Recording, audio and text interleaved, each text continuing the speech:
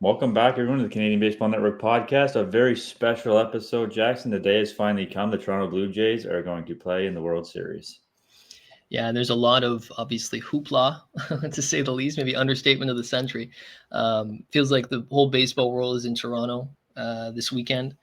And yeah, it doesn't really get a whole lot better than this. Obviously, I've never experienced this thing before. A lot of people haven't.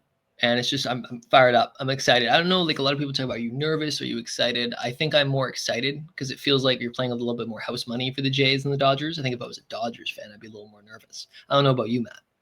I think there's a lot of kind of happy to be here for the Toronto Blue Yeah. Jays, which is not necessarily a good thing going into a World Series. I think the job's definitely not finished. I think like we've seen over the last 32 years, you can't guarantee that you're ever going to get back to this spot. So you look at the Arizona Diamondbacks a few years ago, and the Texas Rangers ended up winning it, but they've missed the playoffs the last couple of years. So you want to still capitalize on this opportunity. I hope that kind of happy to be here feeling, I'm sure it will, goes away as the series gets started tonight.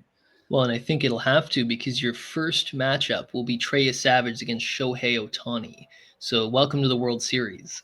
Big time stuff. And it's that same thing. It doesn't get much better than that. If you told Trey Savage in March that he'd be pitching in this spot, there's no way he'd believe you.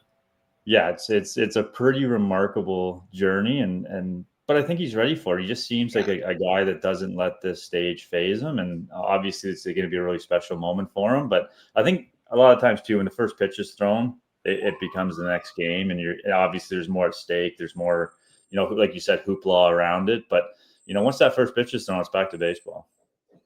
Yeah, and I'd be interested too. You look at kind of the biggest strengths of these two teams. I think for the Dodgers, it's their starting pitching, right? They combined for a 1.40 ERA this postseason. It's funny the way they kind of manage their pitching staff all year. A lot of these guys were hurt, not playing much throughout the year. All of a sudden, the postseason, it's full go, right? It's worked for them so far. I'll say that in postseason. So it's Blake Snell in game one, Yoshi Yamamoto in game two, and then Glasnow and Ohtani from there. But four guys, Matt, who it's ace after ace. And so a big question is for the Jays is going to be how you're going to game plan for them. If they stick to their approach of kind of attacking early, that'll be interesting to see. Maybe that changes game to game depending on the pitcher.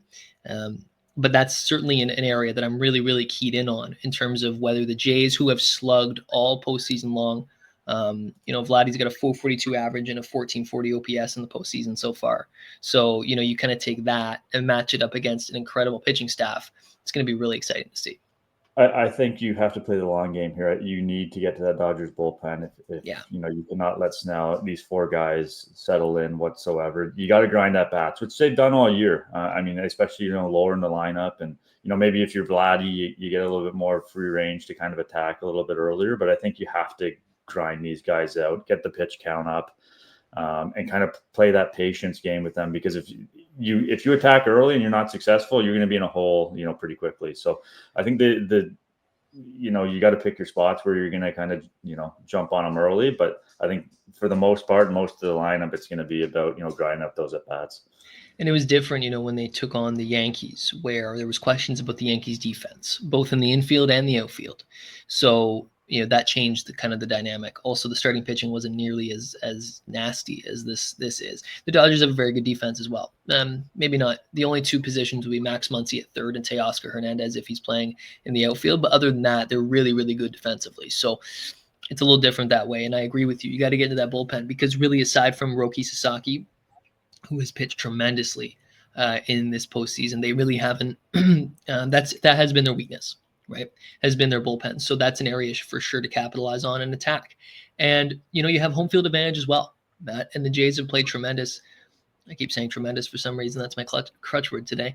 They've played really, really well at home this year, and they're also the old classic, like never count them out team. So that would help when it comes to if a starter is good, but then you get into their bullpen, especially at home. I mean, it lines up. It even in game 7, we saw it in the ALCS. So that's an area that you can also kind of be positive about if you're a Jays fan for sure. Yeah, and I think that's the thing. It's keeping it close and giving yourself a chance late is probably the best approach here for Blue Jays fans to watch for. One thing I'm watching for with Trey Savage is obviously the splitter. It's his best pitch, but can he keep it down consistently? Because I thought in his last start against Seattle, he left some of those pitches, some of those splitters up, and those things are beach balls if they're up in the middle of the zone. Seattle swung through a lot of them. So, if he throws one of those to Ohtani or Freeman, they're going to be picking it out of the Corona rooftop patio. So, I mean, that's kind of going to be the key for him. Adrenaline gets going, body gets moving a little too fast. Is he prone to leaving that pitch up? And if he is, it could be a short inning. Better if it's down. It's one of the best pitches that we've seen in this postseason. There's been some talk about, these lefties. You mentioned Freeman and Ohtani in the Dodgers order, and how are the Jays going to attack them? They're so right-handed pitching-wise. Well, Trey Savage's splitter would counteract that pretty well, you'd think. The Dodgers, of course, game plan better than maybe anyone, maybe even the Blue Jays this year. And so that's going to be interesting to see how that all shakes out. I am fascinated with the fact that the Dodgers also, if you look at from the other standpoint, the Dodgers don't throw any fastballs this postseason. I don't know if you've seen, they've thrown like 48% fastballs. I think Avery Sheniev, G14, mentioned that. So how does that factor in, like, to the Jays' approach? They're a great fastball hitting team, right? Ernie Clement, there's a lot of guys who hit fastballs really well in this lineup. Maybe that plays into the patience part as well, especially with a guy like Blake Snell, who, we remember from his Tampa days even, where he was wild. And maybe he could be out of the game after 3 innings, and that could really benefit you. Yeah, I think, absolutely. These guys aren't invincible. The Dodgers aren't invincible. They're still, Major League Baseball players. They're all over the field. These are 2 teams that made it to the World Series. But yeah, I think, like you mentioned, Savage's splitter, Gosman's splitter as well. So maybe there's some play there. But yeah, it's tough. It's going to be tough. I think, honestly, if you're the Jays, you're probably thrilled with a split here in the first 2 games, to be completely honest with you. So you can go back to Dodger Stadium, tied 1-1, play 3 there.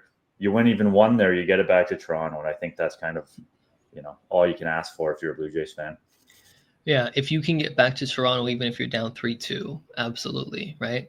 And yeah, I mean, if you've won 2 games in the World Series, you're giving yourself a chance. And it's going to be tough even to get a split, frankly, for either team. There's a lot of talk about the Dodgers, but as you said, they are not unbeatable. The Jays have played tremendous again. They played amazing in the postseason, right?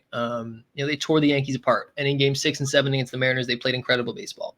So no question about that. The other thing for me is Guerrero Jr., of course. Vladdy, this is such a cool moment for him, going up against, he went up against MVP candidate and Judge, MVP candidate in Cal Raleigh, and now he's got probably National League MVP in Shohei Ohtani. So the Stars, it doesn't stop, right? The postseason, they've had 3 tough opponents now. I am fascinated to see if he can continue what he's done against this great Dodgers starting staff that is, and Sasaki. And, if the moment he kind of rises up to the moment, I think he will. And that to me is super duper exciting to kind of see this guy we've watched for so long and known about for so long. And Major League Baseball has known about him, but now to really see it, and hopefully he can kind of take off. That's going to be, I'm really keyed in on that for sure. Yeah, I mean, he's outperformed everyone, and you see how much this means to him. I mean, he was tearing up on the field after winning, the AL, the American League, and this means a lot to him. And there's going to be a lot of emotions going into this game. I think the Jays specifically really need to settle the game down early. I mean, don't let it don't give up a crooked number in the early innings, and I think you're okay. If you give up 1 or 2, in the first few innings, I think you can manage that. The Dodgers are so experienced. There's nothing that's going to phase them in this situation. As Dave Roberts said, they're ruining baseball. Like, they know who they are, right? And they know what they do and what they do well. For the Blue Jays, this is all new for most people, other than really George Springer playing on this stage. So, and Max Scherzer, obviously, and there's a few other guys. But it's about settling the game down early and kind of using the atmosphere at Rogers Center, which is going to be obviously electric, but not letting it dictate the game too much, I think. I'm curious about if they, I think a big matchup will also be Mookie Betts. Like, he's hitting behind Ohtani. Chances are the Jays will walk Ohtani a decent amount, right? We could see a lot of situations that make this series where it's 2 on, 2 out. Someone's at second with 1 out or 2 out. They walk Ohtani to face Betts. That's also a pivotal matchup, right? So if Mookie Betts has a great series behind Ohtani, it's going to be, that's going to be a big plus for the Dodgers, and vice versa. If the Jays can kind of they walk Ohtani and are able to pitch to Mookie and get him out more often than get him out a ton and make it so that he is not much of a factor. That would be a huge benefit to the Jays, and I think put them in a really good spot because this lineup is so good, yes, but in those specific instances, right? If you can avoid Ohtani and get Betts out, and maybe not have to deal with Freeman a good amount, that would help you a ton. The thing is, there's just always a threat behind each guy. Right. So even Will Smith, right? You get to Will Smith and it's like, oh God, he can hit a home run at any time. Teoscar Hernandez is hitting in the bottom end of this lineup. Yeah, I think this has the potential to be potentially a very frustrating series to watch. I don't want to be too negative, obviously going to the World Series, but they just have the ability to strike big at any time. Like there's no real give. I mean, what's the give in the lineup? Kike Hernandez, and that guy's like a playoff hero. I mean, there's just no give. And again, I think it comes down to keeping it close, through the middle part of the game and get to that bullpen. And then once you get to the bullpen, I mean, you're probably feeling pretty good about yourself if you're the Blue Jays. Yeah, I think too, like if you can, it also factors into how the Jays feel even about their own bullpen too, which to be honest, like hasn't been amazing outside of Jeff Hoffman. And Varland has been pretty good. He's been reliable. He's pitched a lot. But yeah, like whether or not he has allowed a lot of home runs, so I'm curious to see how that matchup kind of goes. I think Mason Fluharty could be a big factor in that bullpen, especially up against Ohtani, who we struck out, remember, in that series in LA in the summertime. Yeah, if you want to point to that, I mean, I saw someone say that's why they have home field. I mean, they finished a game ahead of the Dodgers and they won that game. Right. So, if you want to get, if you want another storyline to follow, you could really point to that game and be like, hey, this is why the Jays have home field. But yeah, I mean, he's going to be big. I mean, he's going to have to probably face Ohtani and he's going to have Betts in the middle and then probably Freeman, I'm guessing. So he's going to face that. He might face that 7 times if this goes 7 games. Where are you at, like, in terms of your maybe biggest storyline? Like, I don't know about you personally. I'm over the Ohtani comes back to Toronto thing. It's played out. He's already been back since then, right? They came back in May of 2024, I think it was. To me, that's so. He's on a plane to Toronto. I'm so over it. If you boo him, like do whatever you want. You pay for a ticket, But the storyline I'm most interested in is Bo Bichette, right? As David Singh outlined. It's the Ohtani was intriguing because it's who he is. He's a huge name. He almost came here. Sure, he didn't, right? I'm moving past that. I'm looking at something that's actually happening, right? Which is Bo Bichette. Where the hell is he going to play? I saw he's been taking reps at second base. He hasn't played second base since he was in the minors coming up. So I don't know. This just, sorry to cut you off. This just came through from the Blue Jays 1 minute ago. Bo Bichette is on the roster. Oh, there you go. Timely. Breaking news on the CBM podcast. So, it looks like, just quick glance, Joey Loperfido is off. Brendan Little is on the roster. Not overly surprised about that. That seems to be the big news. It looks like Bichette essentially for Loperfido. So, Ty France is on the roster as well. Ty France is also on the roster, yeah. Wow. Yeah. So there you go. What about, and no Yariel Rodriguez, it looks like. So yes. Yeah, so Yariel Rodriguez off, Bichette on, France on, Loperfido off. So I would figure Chris Bassett is probably going to play a pretty significant role of the bullpen. Looks like it. In this series.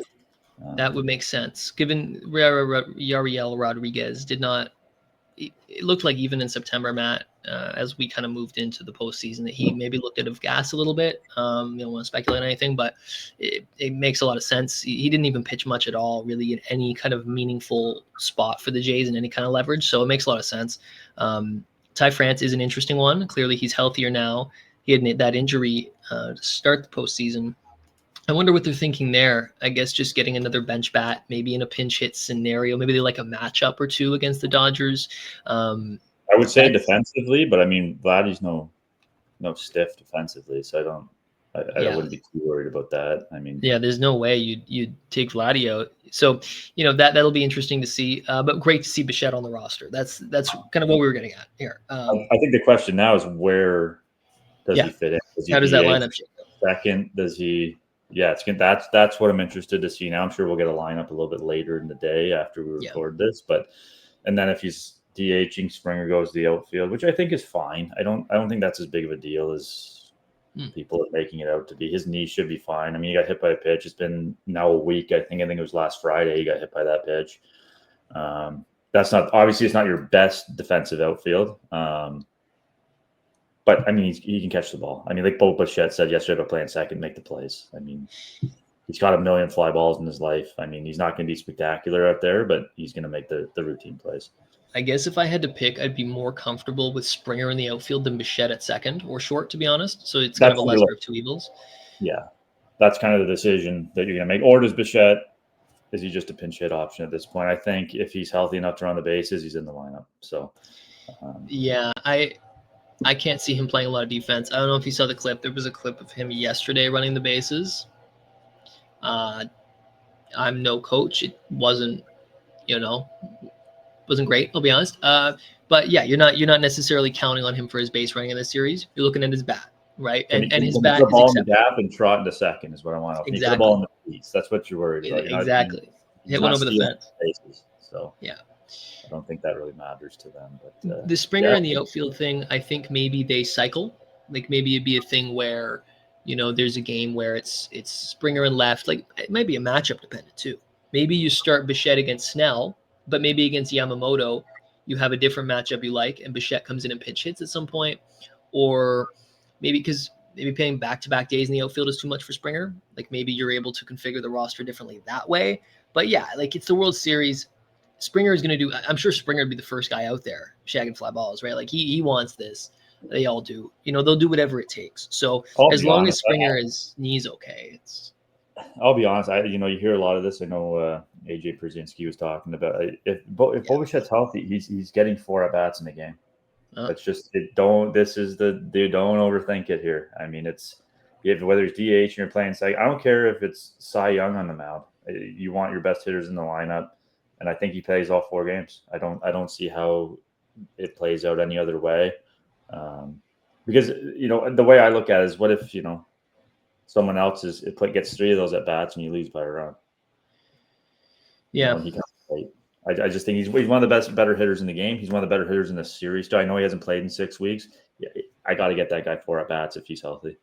It's also tough to call a guy off the bench in a big spot who already hasn't had a lot of live at bats lately.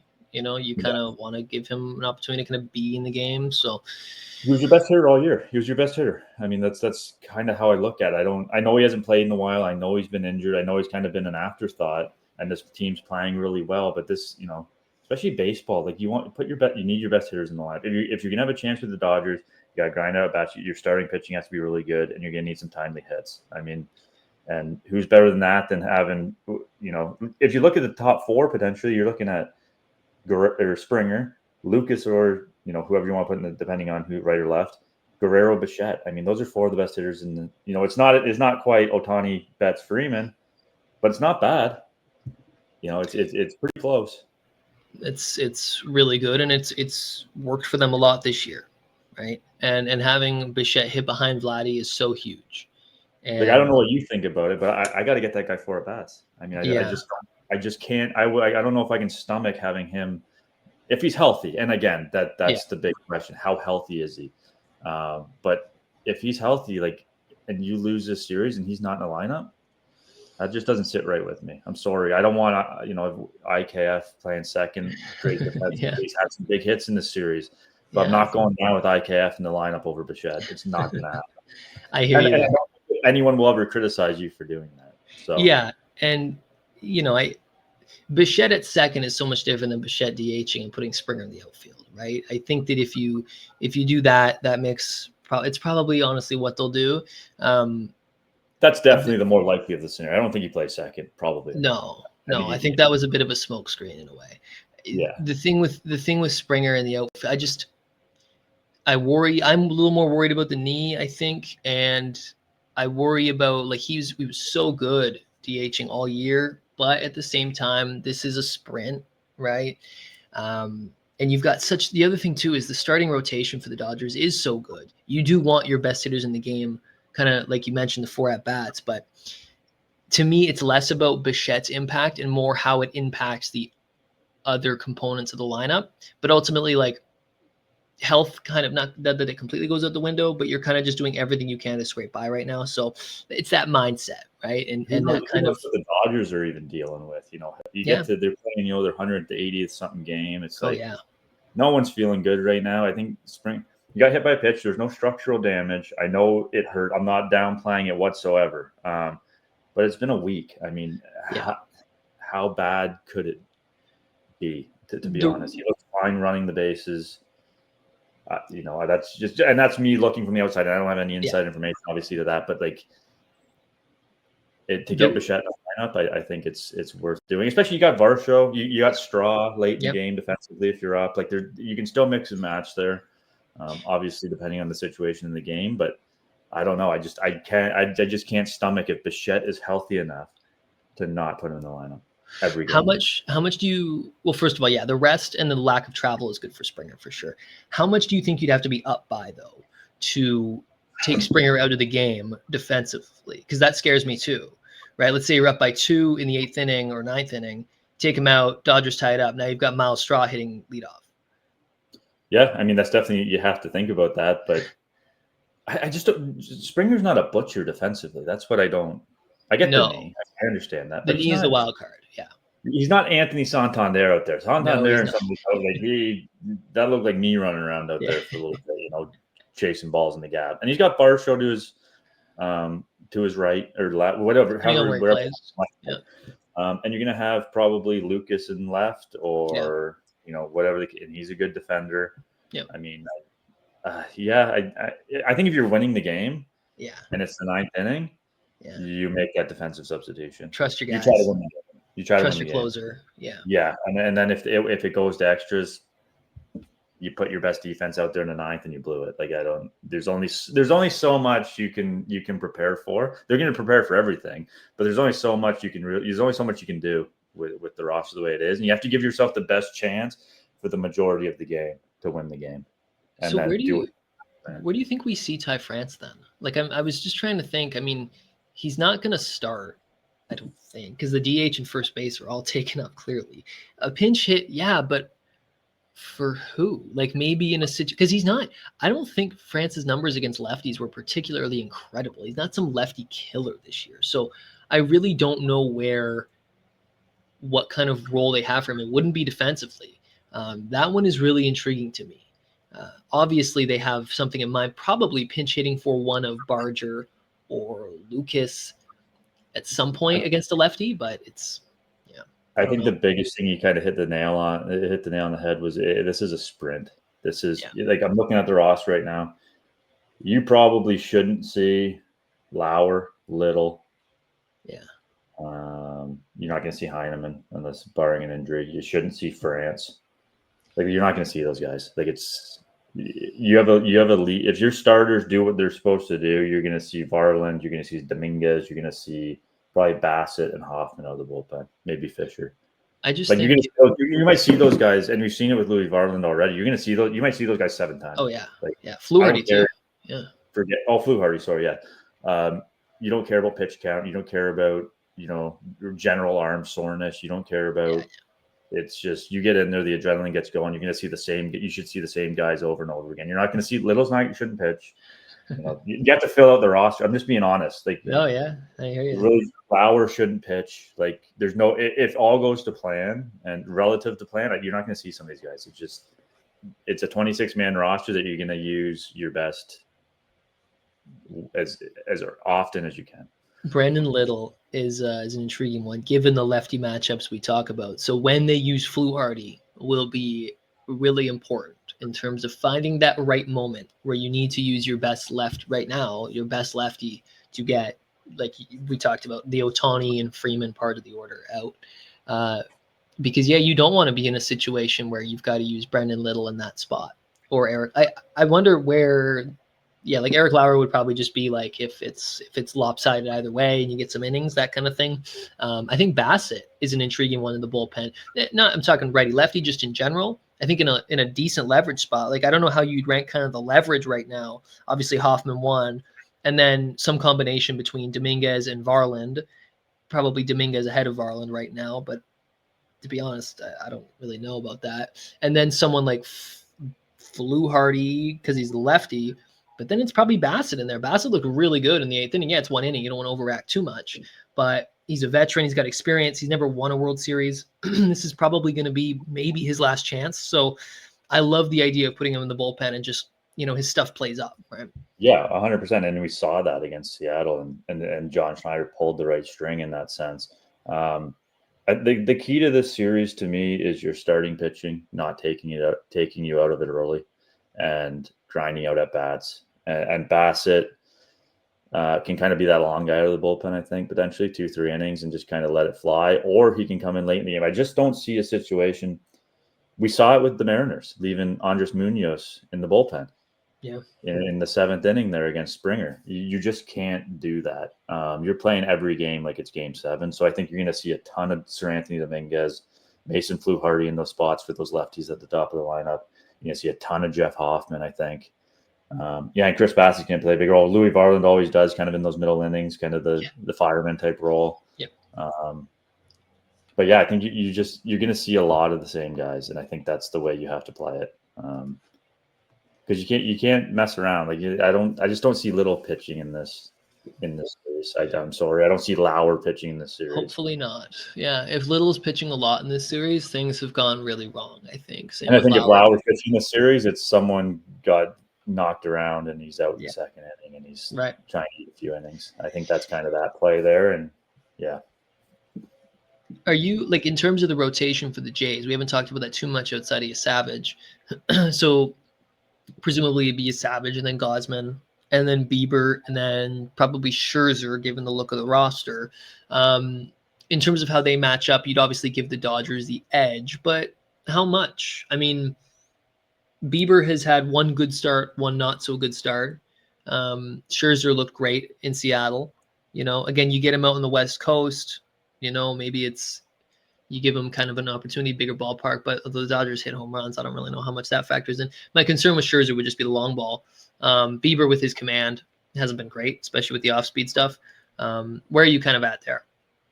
I think the Dodgers have the advantage in every aspect of this series, except for maybe the bullpen. And even then, it's not like the Jays bullpen blowing off. I'm just being honest. I think you're rolling out Snell, Yamamoto, Glasnow, and Shohei Ohtani. I mean, that's 4 aces. Any one of those guys would be the game 1 starter for the Jays. That's. I don't think anyone. Yeah, someone might argue that, but I don't think there's a case. I think any one of those guys would start game 1 for Toronto. Yeah, and as we talked about, the approach will be so important against those guys. I'm intrigued by what the Dodgers' approach will be against some of these Jays pitchers like Gausman. Are they able to lay off the splitter? Right. Same thing with Savage. Right. How does his splitter look? But Gausman too, if he's locating, what's the fastball velo? He's pitched a lot. Right. How much gas is in the tank for these guys? Hopefully still a lot. Bieber, what's the command look like in game, presumably game 3, right? That's something I definitely have my eye on, especially with the off speed. Man, both starts he's made 3 starts. In each of his 3 starts, the command has been, I would say in Seattle, the start he made in Seattle, his command was dialed in for the most part. But the other 2, game 7 and against the Yanks, not so much. We'll see, right? Scherzer, can he keep the ball in the yard? These are these kind of questions. If you can answer them, if Scherzer can keep the ball in the yard like he did in Seattle, if Bieber can command his pitches, all of a sudden, that's a pretty solid rotation as well. Yeah, I think, the biggest thing with Bieber in his last start, which was game 7, was it just didn't have the life on it, it didn't look like. And the breaking balls didn't have the depth or the crispness to them. It looked really just meh. And I think we kind of saw that in the results. But again, I think that's just Tommy John surgery. I think, he's looked really good at times too. So if he's the one that looks really good, I mean, he can go out there and win you a baseball game. But again, I think it's about keeping it close through the middle innings. If you're down a run, up a run, tied, if you feel really good going into the later part of that ball game. If you have it within striking distance. So we kind of get to the end of our discussion here. I think we've talked about all different angles. Obviously, what an opportunity for the Jays, kind of thinking about big picture cementing legacies, right? If you can find a way to win, John Schneider would be the 2nd ever manager to win a World Series with this team behind Cito Gaston. What this would do for Vladdy and Springer. And Schneider's length with the organization, I think, is a really cool story. I think it's been really cool story. Years. Yeah. So that's an interesting story. Freddie Freeman coming home is an interesting story too. Obviously, he has a very big spot in his heart for Canada. So Yes. Plays for Canada at the World Baseball Classic. So that's going to be good. I don't think they're going to. I saw Dave Roberts talking about them booing Freddie Freeman. I don't think that's going to happen. I don't know who asked that. It was a silly question, and we're not here to go after the media people, but it's just one of those things where it's like no one said that and no one's going to, that makes absolutely no sense. Like, what are you talking about? It's creating a narrative that's not there, but yeah, anyways, exactly. Yeah, it's going to, I mean, I guess we've done I've been wrong on both my predictions. I had the Yankees in 5 and Seattle in 7. You got the ALDS right. Yeah, and I was off by a game in the ALCS, so yeah, but I've been a homer both times, so yeah, yeah. So what do you think? I mean, okay, first of all, an X factor. I already talked about Mookie Betts. I think he obviously it's pivotal given that he's hitting behind Ohtani, but I'm also looking at Freddie Freeman. I'm super scared of Freddie Freeman. If I'm a Jays fan, which I am, I'm as much scared about Freddie Freeman as anyone in this lineup. What he did in the last World Series against the Yankees absolutely torched them, but also just who he is, the experience in these moments. He is, because you get through Ohtani and Betts when you got 2 out, nobody you're feeling all right. Freeman hits a solo shot, right? That kind of stuff is what I'm thinking. That's exactly. There's no give, right? Like you cannot take your foot off the gas if you're a pitcher at all in this. It terrifies me. You can get down to Kike Hernandez, like we talked about earlier, and Andy Pages. Like that's no walk in the park. Will Smith's no walk in the park. Like no. And you get Freeman, who you get? You get old buddy Teoscar Hernandez. So yeah, it's gonna be tough, but it's gonna be interesting. So in terms of a prediction, I'll go. Oh, man, I mean, I've said the Jays. I got to keep riding with the Jays. I'm going Jays in 7, man. I got this going 7. The Jays are going to win it at home in Game 7. It's going to be like one of the biggest sporting moments in this country's history. Dan Shulman and Buck Martinez and Hazel May on the call. It's going to be absolutely electric. What about you, Matt? Well, I'm going to be a downer again. I'm going to go Dodgers in 5. In 5. They went into home. Yeah. I think that, I don't know. There's just so much to overcome here for the Blue Jays. It's such a good story. It's obviously a huge accomplishment to be in the World Series, but I just can't honestly look in the camera right now and say that I don't think the Dodgers are going to get it done. So I'm going to go Dodgers in 5. It is an uphill climb for sure for the Jays. And I heard a rumor that one member of this podcast will be actually at Game 1, watching Pharrell Williams before the game, and then, of course, the game itself. And it ain't me. Yeah, pretty exciting. I ended up getting tickets. I'm going to the Rogers Center for the first time as a spectator in a long time. So yeah, there you go. Enjoy the atmosphere, and I might skip Pharrell Williams. We'll see, but going with my brother. So my brother reminded me yesterday that of us, when we were kids, staying up late till midnight to watch the World Series, and how the Jays playing in the World Series seemed like a bit of a pipe dream back then, and here we are. So it's going to be a pretty special moment. Just going to enjoy the atmosphere. It's going to be awesome. How exciting this is. That's what it's all about, Matt, sharing these moments with people. So we hope you enjoyed this episode, this kind of a bit of a special, frankly, first ever episode, World Series preview with the Jays in it, this Canadian Baseball Network podcast. And how exciting is this? Legacies, everything, star power. It's a fantastic matchup, Matt. Yeah, great, good, bad, or ugly. We'll be back to wrap up this series when it's over. But until then, make sure you take some time to enjoy it.